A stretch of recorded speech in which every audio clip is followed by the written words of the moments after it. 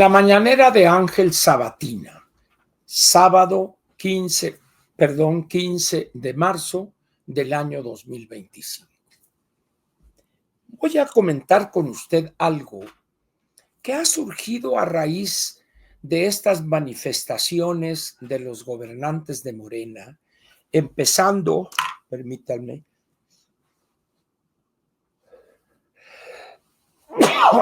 es que ya las jacarandas empezaron ya a la floración y no obstante el medicamento, ahí está.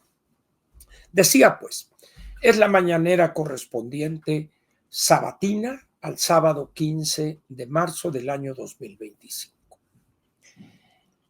A raíz de una serie de declaraciones y de planteamientos de los gobernantes de Morena, empezando por la anticientífica, que es la presidente constitucional de los Estados Unidos mexicanos, artículo 80 de la Constitución, y esta señora Boca de Zaguán, que es la jefa de gobierno de la Ciudad de México, y algunos otros gobernadores pertenecientes a Morena,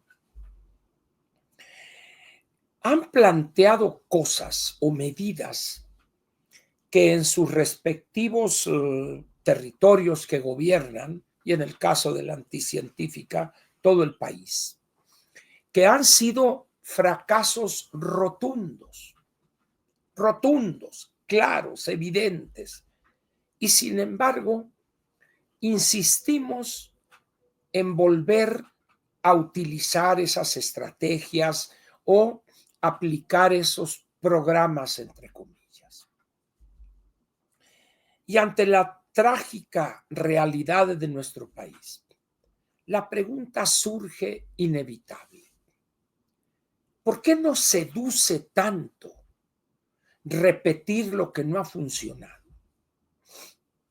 ¿Por qué una y otra vez con uno y otro gobierno hacemos lo mismo y obtenemos los mismos resultados?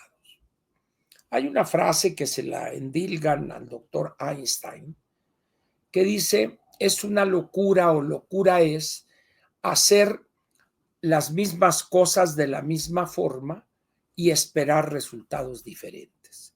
Así estamos en México, pero no de ahorita, sino de hace muchos decenios.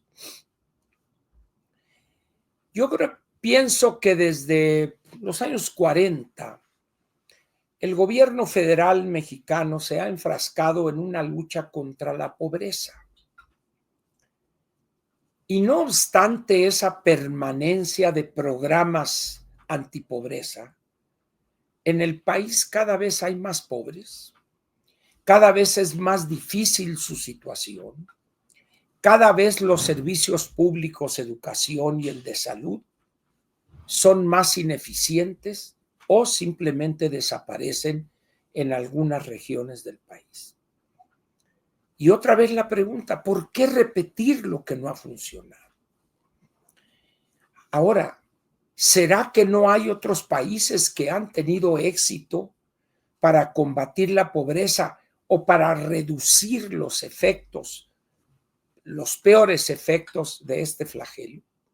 Y hay muchos ejemplos de todos los signos ideológicos. ¿Por qué entonces no estudiar lo que esos países han hecho y tenido éxito? ¿A qué se debe que no planteemos siquiera la posibilidad de decir, oye, vamos a ver qué hicieron en tal parte, a ver si algo se puede aplicar en México? ¿A qué se debe que haya esa visión endógena y que seguimos repitiendo lo mismo, a sabiendas de que es el fracaso rotundo lo que vamos a obtener con la repetición de esa estrategia? Las causas de una conducta pública de ese tenor pueden ser varias y diversas, pero hay dos o tres que serían el común denominador. Primero, por corrupción. Segundo, por ignorancia. Y tercero, quizá por la soberbia de que no necesitamos que otros nos digan cómo hacer las cosas. Nos bastamos nosotros solos, es cierto, para destruir a este país. No necesitamos ayuda de alguien más. Nosotros lo hemos venido haciendo pues, prácticamente desde el siglo XIX, desde 1821. Sin embargo, en el caso de la pobreza, hay un factor que vale la pena tomar en cuenta. Y ese no es otro que el hecho de que estamos causándole daños irreparables a decenas de millones de mexicanos, ya sea porque mueren sin necesidad, si es que tampoco se trata de que es que necesito morirme la semana que entra, no, quiero decir, quizá me expresé mal, por no tener los servicios más elementales de salud, por ejemplo. Y mueren tirados en sus casas, en un petate o algo, los tarahumaras, algunos grupos en Chiapas, Oaxaca, Guerrero, etcétera. ¿Y por qué no hacemos algo diferente? O nos planteamos siquiera buscar en otros países estrategias diversas a ver si funcionarían aquí en México. Y la verdad es que sorprende que hoy todavía, después de tantos años, de tantos gobiernos, lo primero que se nos ocurre es cambiarle de nombre al programa. Que si solidaridad, que progresa, que oportunidades, que el hambre cruzada contra el hambre, y no sé, a ver, el nombre, ¿qué importa? Y luego creamos un logo también, ¿no? Porque pues ahí hay billetes, pues un diseñador amigo, pues ahí le hacemos. Y ahí gastamos millones y millones de pesos. Tiramos miserablemente los recursos, escasos siempre. Y los pobres ahí están cada año más pobres. ¿Y por qué cada año más pobres? Porque surgen otras necesidades.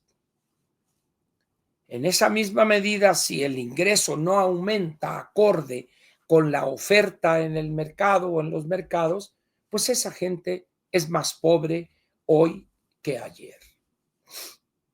Pero eso no le importa a los políticos, no le importa a los gobernantes.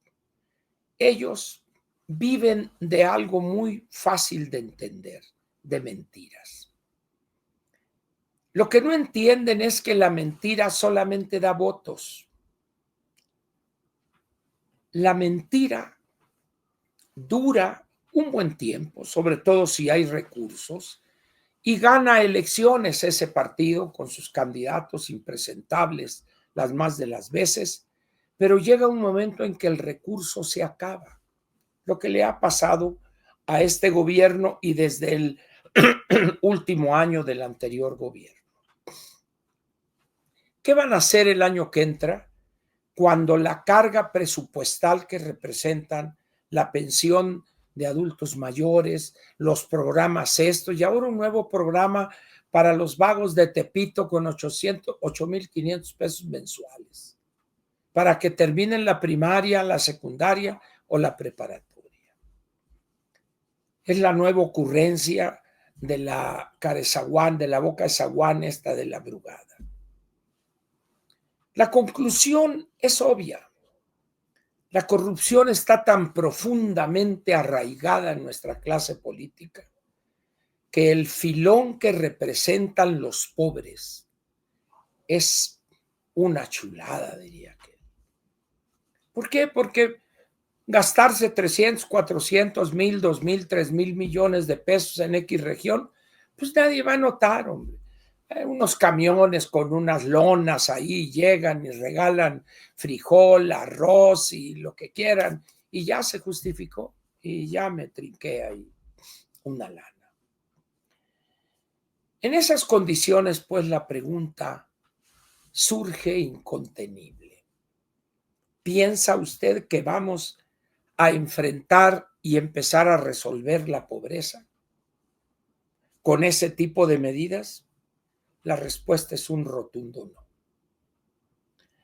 ¿Aguantará esta forma de tratar problemas como la pobreza, la marginación, la insalubridad?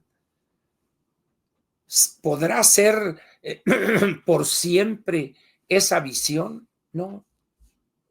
Más temprano que tarde se acaba el dinero y la situación se complica y vienen las protestas, cosa que ya en este país nos estamos acercando a esa situación.